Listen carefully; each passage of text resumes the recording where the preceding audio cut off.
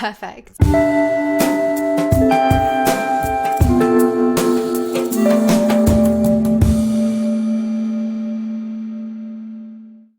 Hello and welcome to As It Comes, Life from a Musician's Point of View. I'm Davina, I'm a freelance cellist based in London, and this episode is all about the disparities between genders in the classical music world.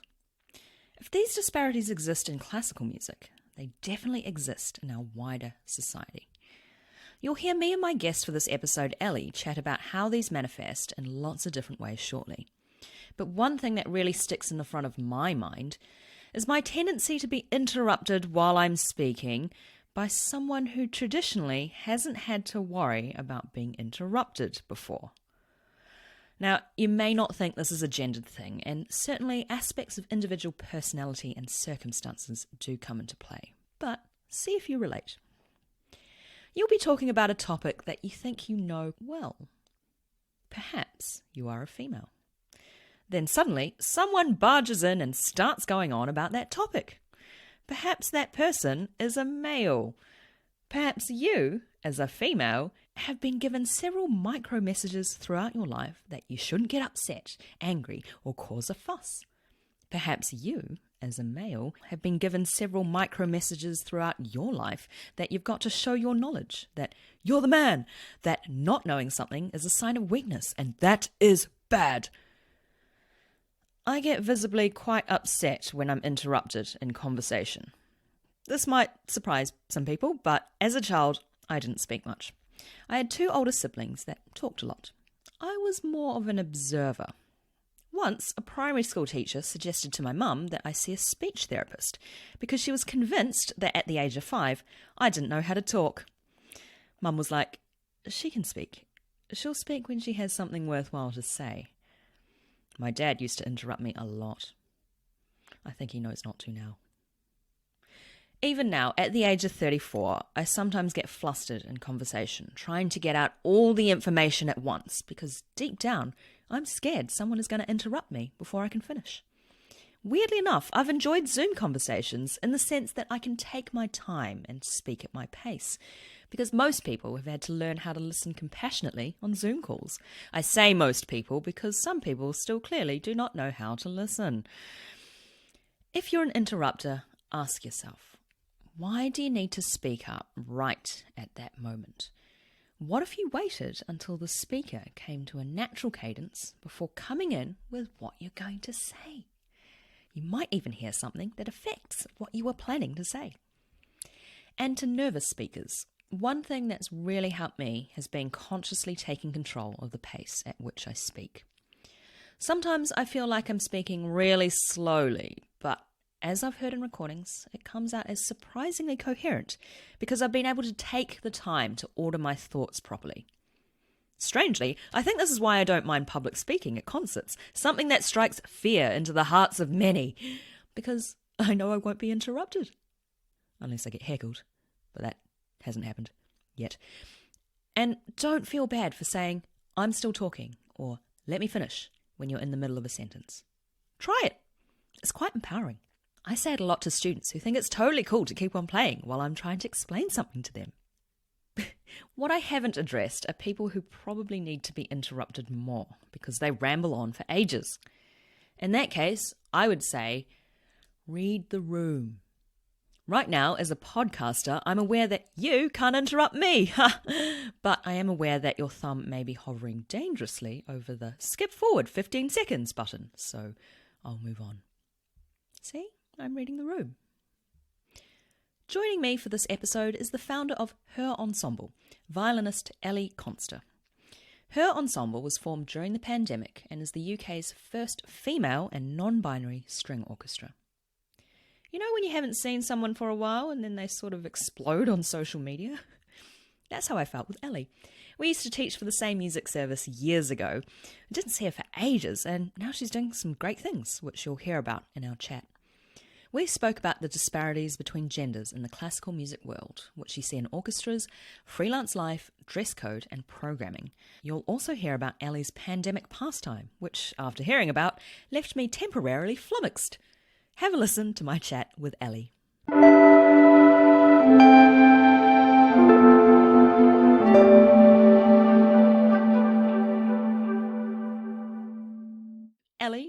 welcome to the podcast. Thank you so much for joining me today. We're chatting today on a lovely spring day in 2021. And speaking of 2021, how has your year been so far? Oh gosh, I don't know where to start, Davina. It's been wild. So I've been doing a lot more working with my friends in pop before the pandemic hit. I'd just basically been doing only classical stuff. Like maybe some sessions here and there. And then obviously when that all stopped, it was really panic-inducing, anxiety-inducing. But I lived next door to other pop musicians who became some of my closest friends now. They're all in the pop world. And we just started messing around, having fun. And I started writing string parts, which is something that I'd never even considered before. I think one of my friends had asked me to put violin on a track on one of his songs. And I remember being like, there's no way that I'm going to do that without music. I need to have the music. And then cut to a year later. You're doing loads of that. I know what you mean, because it sort of engages a completely different part of your brain. I think we as classical musicians, so much of the time, we're so reliant on the dots in front of us. And then doing something with pop musicians, and they do everything off by heart. It's a completely different skill. Yeah, and there's something about allowing yourself to be vulnerable and make mistakes, because I feel very comfortable doing classical. I know what I'm doing. I know specifically how to play things. But actually, since the pandemic, really, I can see how much doing that pop and writing stuff has helped me in all aspects of my playing. Yeah, exactly. I think it's really important to acknowledge your vulnerability in that making mistakes is okay. And I think unfortunately in kind of our line of work as classical musicians, mistakes are seen as okay, try not to do that again, you know? Yeah. But I have definitely learnt the most through those mistakes. Yeah, exactly. It's really difficult thing to get your head around. Yeah. You mean learning from your mistakes, and so that each time your base level goes up. Yeah. I'll just introduce you to listeners who might not know who you are. So you're a violinist and you're the founder of Her Ensemble, which is the UK's first woman and non-binary string orchestra. It's super exciting, but it's kind of hard to believe that there hasn't been something like this until now, 2020, 2021. And it's been such a long journey for females and non-binary musicians to get to this point. Yeah. But first of all, tell me about your musical journey. You know, you're based in London and you're a freelance violinist. Tell me about how your journey informed your setting up the ensemble in your experience. I really feel like it stemmed from that period of time writing string parts for pop musicians, suddenly feeling there is another way to do things. There's not just one way. Why do we do things this way? Starting to question everything really, and realizing that you can kind of just make up your own rules. People just make up their rules. So you could just make your own. What sort of rules were you sort of starting to question in the classical music world? There are a lot of rules to question. It was definitely to do with the sort of binary gender roles that we see in orchestra, mostly for me. It was to do with the clothes we wear, how we appear to others, how we really feel inside. And I felt like there was more to me than what I presented at work, and I didn't know why. I felt like I was maybe putting on a bit of a facade of something that I wasn't. Yeah, I think you're not alone there. I think because in some aspects of classical music, there is a lot of emphasis placed on the image of a woman when she's on stage. It's quite incredible, going into disparities, I suppose, between the gender roles that we're getting into. But how common is it to see the sort of silver fox, wisdomed man, on stage? But very rarely will we see a woman of that vintage in the public eye anymore. I mean, Ida Handel, I guess. It's the icon there. But no, it's not really seen. And even just, I'd never questioned the dress codes in orchestra. which I think are changing, but you still see tails for men and then long black for women.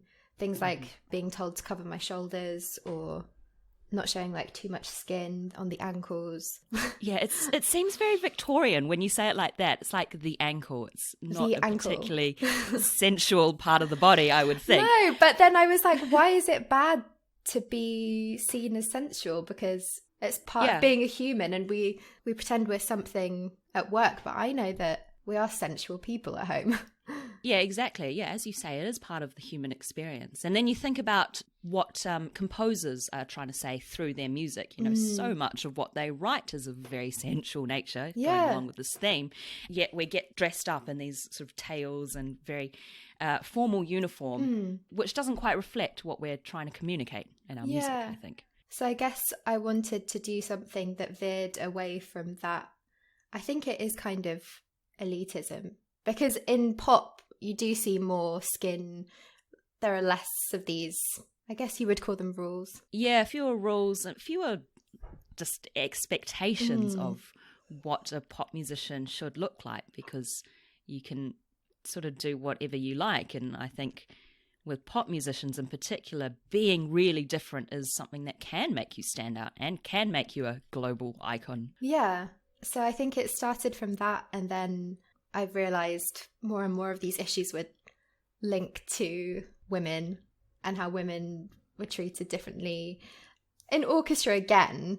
But it's like, I feel like sometimes you wouldn't pick up on these things, or I didn't pick up on them until I became more aware of them. But definitely as a younger female, I feel like sometimes I've been kind of either overlooked, or because of how I look or how I dress, people assume things about me. Like what in particular? As a freelancer, like, you don't want to come across too confident, and you don't want to be too bossy, especially if you're like leading something. I don't want to get labelled as that. And I do think it's more prevalent if you look female, if you present as female. That is absolutely true. And in fact, the word that you used, bossy, is a word that society almost exclusively reserves for females. You'd look at a man and think authoritative, you know. Yeah, or like, oh, that's just his job, you know, he has to be like that. But then as soon as it's like flipped, it's a bit of a different thing. Or the other one that I think is more common is, I think I sometimes get put in a box of being like the good girl. And there's sort of like a paternal role that I end up playing into as well. I don't know, just these gender roles that just come so naturally, and it's so easy to play into them from both sides. But I guess it's just a societal issue as well. And because I guess whether we like it or not, we have, both of us, we've grown up in this patriarchal society, and it has informed the way that we do things. So, you know, obviously, as you say, we do play into these things, but it's just becoming aware of the passive roles that we take that we don't even realize.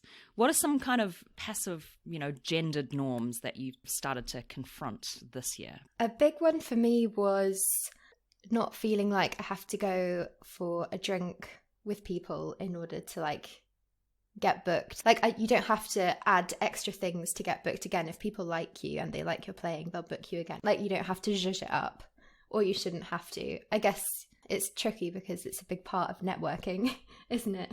In music. So much of what we do in music is social anyway. It just seems natural for everyone to head to the pub and talk about future gigs and stuff like that. But it's fun sometimes. But I guess just feeling like you can say no, and you won't be being rude by doing that. Yeah, and you won't be blacklisted. Yeah. I think, it's tricky, isn't it? I don't know if you find this, but I've definitely found this in the past, that sometimes I worry so much about how something is going to come across. Speaking of the pub, actually, I just remember there was this one time, I think in 2018 or 2019, and I got a phone call from MAS, you know, the Musicians Answering Service, and it was for a very, very last-minute orchestral booking. And I knew it would be too much of a faff to make it work, so I just said no. But then afterwards, I was just consumed by like, oh my gosh, that orchestra has seen me say no to them. That's going to look really, really bad. And I was in the pub with all my mates and everything, and I was like, oh, what am I going to do? They're never going to book me again. But then there was one guy who just said to me, well, no, it doesn't look like that at all to them. All they're seeing is that you said no. That's it. Yeah. You know, and I think we read so much in our actions thinking that they're perceived in a different way, whereas really we just need to make that move and have faith in that. I think probably, if anything, it probably just looked good that you were busy and booked up by everyone. Busy. Yeah. Yeah. Sorry, I'm too busy with all my gigs. But you can't help but think the other way as well. And just think, oh, yeah, they're never going to book me again. I've definitely had that thought as well. I don't know if it's more of a gendered thing, but like, I guess like as females, we are sort of brought up to please other people a lot of the time. Yeah, that's a massive thing. I guess that's what that's more of what I meant when I said being able to say no. You don't want to let someone down. Basically, yeah. But then you forget sometimes to think about yourself. Absolutely. And I do think it's sometimes easier for men to say no to things. I feel like there's a different level of stress that's involved in that process, that whole thought process. Yeah, it'd be interesting to see things from that point of view. I'm not a man, so I don't have that insight. But just imagine being able to be exactly who you were and express that without worrying how it's going to come across in society. Yeah. So I think the ensemble thing started with that in mind and wanting to create this space for women and non-binary people, like a safe space, basically. Because I did think the whole time, I was like, oh, maybe I should include all genders because I don't want it to be excluding a gender. But then I think it's important to have this space. But then I feel like it's also everyone's issue, isn't it? It's not just the fight for women. Yeah. It's for all genders. Yeah, it's a tricky one. I think it's just creating more space, isn't it? Yeah, basically. Because I think that's what sometimes people can see and they'll be like, oh, you're excluding a gender. And it's like, well, you know, if that gender has been traditionally included in all of history, and then all of a sudden there's space for these people, it's not taking anything away from them.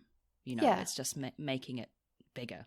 Yeah. And then my friend sent me this YouTube video talking about like representation in music. There were just some like really shocking statistics that I never knew about, but then seemed so blatant when I heard them. Like the percentage of music that's played pre-pandemic, it was like 3.6% of all of the classical music pieces performed worldwide. Like just 3.6% of those were written by women.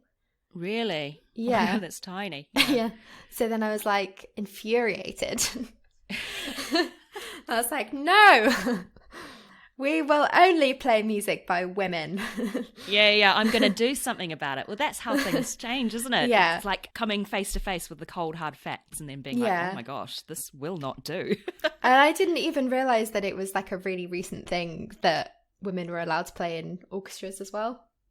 It was like 1960s onwards, but like some orchestras, not till the 2000s, you didn't really see like women playing in them. So I think that's why maybe like where these gender norms kind of came into it. People sort of had to elbow their ways in, and now we don't, but there are still some like trickles of patriarchal norms that we see. Exactly, the hangover of olden times. Yeah. Yeah. And it's just slowly elbowing our way in, as you say, making more space, and then hopefully we'll see more of a change from there. But yeah, definitely the orchestral thing, because what I noticed on your website, you talked about like passively gendering instruments. Yeah. And, you know, and it's really interesting actually, because I think we do it without thinking about it. We associate certain instruments with particular genders. Why do we do that, you know? Yeah, and it's quite heteronormative as well. Yeah, in the way of the gendering of instruments and the dress code and the way we perform ourselves. So yeah, I just wanted to not do that.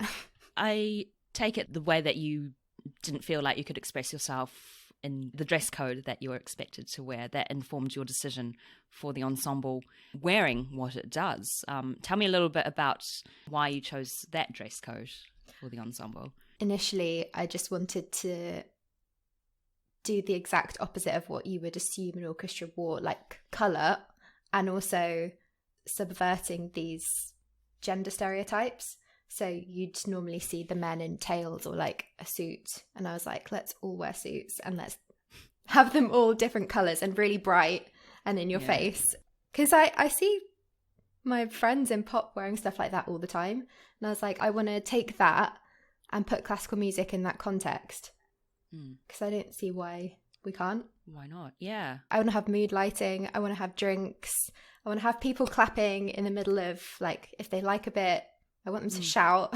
Yeah. It's just enabling people to express themselves, isn't it? I just feel like it takes away a certain amount of self-consciousness and being able to relax a bit more and enjoy. Exactly. Like, how many times have we put on our long black being like, is this long enough? Is it functional? Can I play my cello in this? Can I cover my shoulders but still play comfortably? And it's like, wouldn't it be great if we could just wear whatever? I know that there are some orchestras that do that. They just have casual clothing. And that is really great because it means that you don't have to spend that time in the dressing room. I call this clucking over mirror space. Well, I don't know about that's you. The other thing. Like, how many? See, this makes me think. Like, maybe down the line it will be all genders eventually. But how many guys do you see like wearing makeup in orchestra? Yeah, I don't know. True. Yeah, none. not probably not many, really. Yeah, exactly. And then, whereas that is a huge faff for people who do wear makeup beforehand with that expectation of we have to look a certain way on stage. The number of times where you've got to cut short your dinner break because we've got to go get ready. I've got to go get some space in front of the mirror. And it's like, sometimes it's just nice to not have to think about that, right? Yeah, totally. Yeah. And with the dress code as well, I guess that might change as well. I'm kind of open to change generally because it started as one thing and already in 6 months it's developed so much, and I feel like I've made mistakes as well along the way, and they've helped me understand what it is that I really want to do and how we can go forward. So I think mistakes and change are necessary for growth, and I hope it just keeps evolving like that. That goes back to what you were saying before. Absolutely. Learning from our mistakes and having those as tools in our arsenal to inform how we go forward in the future.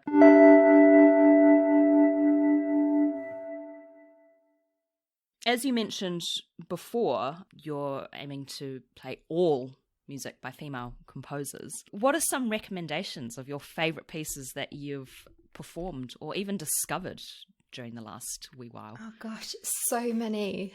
I want to give these female composers from the past the platform that they haven't had, because there are so many of them. I was so shocked when I went on the, I think it's called Oxford Music Online, and there's literally like pages and pages and lists of all these female composers that I'd never heard of. And then I was like really annoyed. Like, why don't I know about these? Why wasn't I taught about them? And then I was like, okay, I want to give them the platform that they deserve, and I want to do new music. So that could be people who identify as non-binary as well. I guess underrepresented genders was key. But yeah, my favourite, I'm so obsessed with Germaine Tailleferre. Have you heard of her? Oh, wait, yes, I have. I did a post on her quite recently. I have heard of her because I think there is a wind ensemble in London named after her. Oh, really? Perhaps. Yeah. Tailleferre. I didn't know that's how you pronounce it. I hope so that's I how was you pronounce it. Tailleferre. So, but yeah, Tailleferre. I was probably wrong. I think they're based in London. I love her music. It's like that sort of French impressionist vibe. Yeah. I think that's one of my favourite styles of music. Oh, there are so many to choose from. My brain's like... But that's brilliant, isn't it? Because I think it's great that you've gotten to a point where you know about so many so many female composers that you can't choose between them, you know? In the same scope that we've had this smorgasbord of male composers for our entire lives, and when people are like, who's your favorite composer, it's like, oh, just one. It's so hard to choose because there are so many of them. Yeah. But I think it's fantastic to get to that point where you're like, I can't decide. Yeah. And you're not just going to say the same one that everyone says. Yeah. I guess it's just rewriting like the canon that you assume when you think of classical music. I never used to think of female composers when I thought of classical composers. I just went straight to like a male figure in my head. Yeah. And what's really interesting is how just by default we'll say a male composer's surname, and it's like that's kind of normal. It's like, oh, that's the man, obviously. But as soon as we talk about female composers, we always have to say the first name as well. Yeah. To differentiate, like just to illustrate, it's like, oh, this is a female. Actually, I said to my friend, I was like, I'm going to start saying male composer from now on, because I always say like female composer. And I had the same thing. We're trying to organise our first gig, and we want to have a brewer. And I found this really cool brewer who lives in Walthamstow. They're called Wildcard Brewery, but the brewer is a she. And I felt compelled to say, oh, and we've got a female brewer. But I guess it's just because it's like still not really the norm, is it? Yeah, it's interesting, isn't it? Like, for example, we always say Schumann, and you just assume that you're talking about Robert Schumann. Or Mahler. Yeah, exactly. And it's like, now I'm going to say Robert Schumann. Yeah. Or Clara Schumann, Alma Mahler. Yeah. Yeah. Because people just assume, don't they? Yeah. I do too. But I guess it's just a little bit of like brain retraining. Yeah, it's baby steps, isn't it? Yeah. And obviously, like, we can't change it overnight. But I think by doing these small things, we can bring it to the public consciousness a little bit more. Oh, that was another thing that I remembered from before when you asked about what are some of the gender norms that you've found in orchestra. The other one that I realised was that when a female composer was programmed, that often it would be a contemporary composer, and it was usually like quite out there or like atonal. And so people had this assumption in their minds that that's what female composers wrote like. Whereas like there have been female composers writing in so many different eras, styles of music, but I feel like the programming can sometimes be a bit, I don't know if this is a good thing to say, like people want to show that they're making an effort, so they're like, oh, and we need to program a female composer without necessarily having done like the research. So then they'll like just bung one in so it looks good, and then they'll put it next to something like a Gustav Mahler symphony, and it'll be like, well, if you put those next to each other, it doesn't really like complement it. Yeah, it's quite disparate, isn't it? And then everyone's like, oh, everyone remembers the Mahler, and then, oh, what about that piece in the middle? Crappy piece by a female composer. Yeah, exactly. And then I think the danger there is, especially if it's something that people aren't particularly attuned to, something that's not palatable, shall we say, because I think it's important to say that some female composers are going to compose things that are terrible as well as wonderful. Of course. But if there's something that people don't like, then it's easy for people to kind of typecast, in the same way that you typecast a particular actor in a film or something, and be like, oh, well, all music by those people are terrible. Yeah. And then without that research, as you mentioned before, people like actually taking the effort to look into music by female composers from the past thousands of years, then people become very easily dismissive of female composers. Yeah, definitely. Because there were fewer female composers, like opposed to male composers, but they are still there. That's the annoying thing, that you do have to look a bit harder. Like the music isn't as ready available on IMSLP.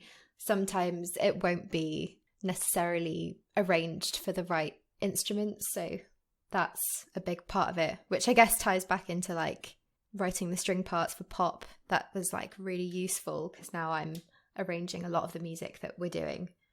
So that's helped, but it takes a bit more effort to do a bit of researching. And also I didn't even know that there were non-binary or trans musicians. Like I didn't know any, and then I didn't even know that there were any trans or non-binary composers. I'd never heard of like one before, but there are a lot as well. Yeah. I guess because that's the thing about music. It's a form of communication, and so of course it's not going to be a form of communication that is afforded to only one section of society. You know, I think we have to remember that. Yeah. Remember to look and make these choices. Yeah, and I guess if you see, well, we know this, like more of a variety of different people on stage, then that's going to attract a more varied audience as well. And it's going to be more inclusive, and people are going to feel like they belong and they're wanted. Yeah, the visibility factor is really important, isn't it? How you're not going to go to a concert if you just feel really, really uncomfortable. Yeah. Be like, this is not for me. I don't see myself represented here. Yeah. So. Totally.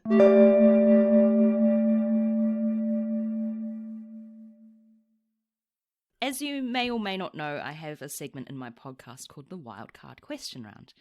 This is your opportunity to choose what I ask you next based on 3 topics that I present you.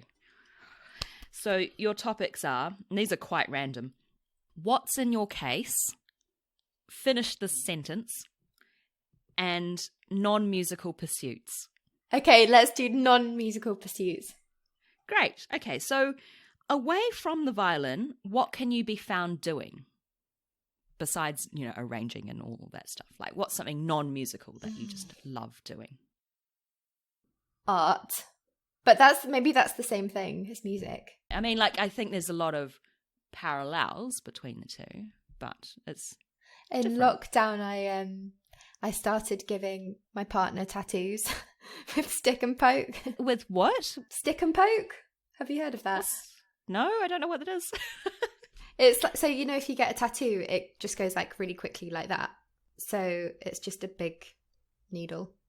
Oh, wow. Is it permanent? Yeah. Oh, wow. Oh, my gosh. So you're a tattoo artist. I was not expecting that. But untrained. Oh, my God. So what kind of tattoos does your partner have, courtesy of yourself? I've given him a Manchester worker bee. I've done a little lockdown lock. And I did just a little design on my friend, which was like a face and a flower and a rose. What attracts you to doing tattoo art? Honestly, that was a lockdown thing as well. It was like, oh my God, we can't do our jobs. I'm just going to try anything. And then we were like, should we get a stick and poke? Because we'd seen that was like a lockdown trend. And so I was like, fine, yeah, whatever, I'll give that a go. I think that was like the thing with lockdown. It was like I was suddenly not worried about like making these mistakes and having inhibitions because the worst had already happened. Yeah, that's a good point, isn't it? Everyone was like, let's have a go. Let's make sourdough. Let's learn a new skill. Let's tattoo our partner. It was definitely like a thing, I think. Because why not? Yeah, that's brilliant. Did you make any like massive mistakes? I made a really horrible sourdough, if that's what you mean. Oh, okay. I meant in terms of of tattooing. No, I don't think so. They turned out all right, actually. Oh, wow. I'm really impressed.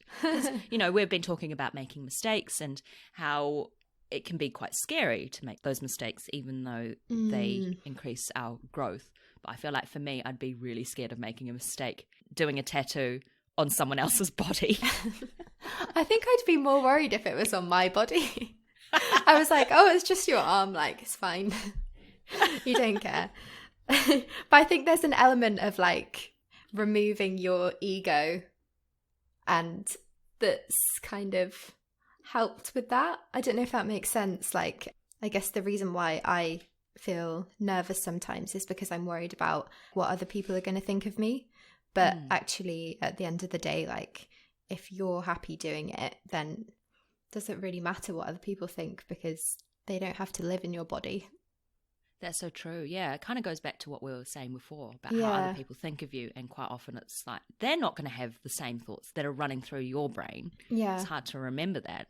But it's like really hard to remove that fear, because I think that is part of your ego, especially in like performing or doing tattoos. Doing tattoos. Well, that's another thing that you don't see much in the classical world, or you get told to cover up a lot, is tattoos, right? Yeah, and piercings as well. Yeah, I don't actually have any piercings, so that's, Yeah. I've never had that problem. But that is definitely something that people get told to remove. Yeah, or cover up. definitely. Brilliant. Well, thank you for your answer to the wildcard question round. It's the first time I've ever had anyone say that they were into tattoo artistry, so that's a first. Love it.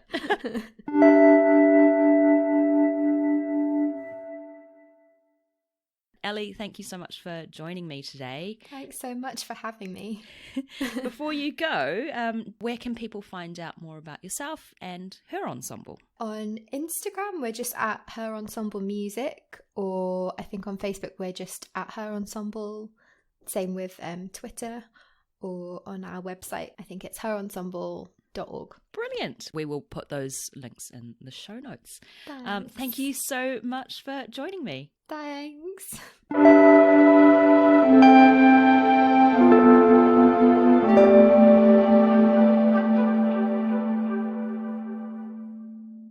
That was my chat with Ellie Consta, the founder of Her Ensemble. Remember to check out the show notes to find out a little bit more about them, especially as we're emerging slowly back into live performances, so I'm sure there'll definitely be some events to look forward to. Thanks, Ellie! You would have heard Ellie mention a composer named Germaine Tailleferre in our conversation. Unsurprisingly, I knew very little about her, so I did some research. Germaine Tailleferre was born at the tail end of the 19th century and had a musical career spanning over 6 decades. She had piano lessons with her mother from an early age, going on to study at the Paris Conservatoire, defying her father, who thought that musical studies were not suitable for a young lady. At ParisCon, she met 5 guys, not the burger place, but fellow composers. You might have heard of Francis Poulenc or Darius Milhaud, and spectacularly mispronounced their names. Collectively, they became known as Les Six. She won all the prizes in harmony, counterpoint, and accompaniment at the con, but her chance to showcase her talents in the composition prize was thwarted by the First World War. If only we knew what it was like to have your creative practices interrupted by a seismic global event. Moving back and forth between France and America, Tailleferre composed right up until her death at the age of 91. She even studied with Ravel. Her repertoire list is enormous, including various concertos, chamber music, and music for ballet, radio, TV, and film. So if you've just discovered her today, you could start exploring her music now, and that'll keep you going for longer than a Netflix series binge. Guaranteed. There's also a London-based wind ensemble called the Tailleferre Ensemble, with the aim of promoting women in music. So it seems that Germaine is seeping into the classical music world's consciousness gradually. Good stuff. That's it for today. Special thanks to Ros Nagy for my logo and Daniel Elms for my jingle. Tremendous thanks to Ellie for being my guest in this episode. And as always, thank you for listening. If you like what you hear, you can support the podcast by buying me a coffee on my coffee page. Link is in the show notes. Get in touch at asitcomespodcast@gmail.com or on the website asitcomes.com, where you'll also find all previous episodes and transcripts of the podcast. You can also get in touch with me via Instagram and Facebook, where I highly recommend you give me a follow and a like at asitcomespod. Remember to rate, review, and subscribe on Apple Podcasts or wherever you get your podcasts. Thank you to those who have already done so, and thanks for continuing to spread the word. Chat to you soon and take good care. Bye!